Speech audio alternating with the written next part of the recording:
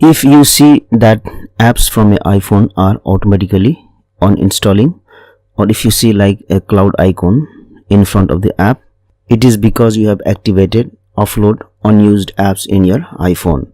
So what does it do is, whenever you don't use an app for a longer period of time, and if your iPhone or iPad storage is going to be full, then the iPhone or the iPad will automatically uninstall those applications which you don't use for a longer period of time.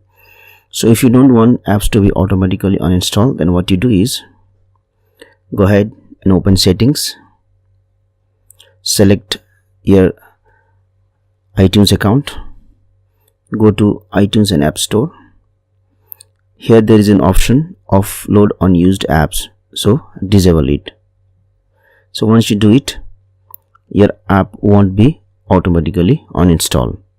Thank you for watching this video. Please like and share this video if you found it helpful. Also click on the subscribe button and hit on the bell icon to get the notification of our latest videos for free.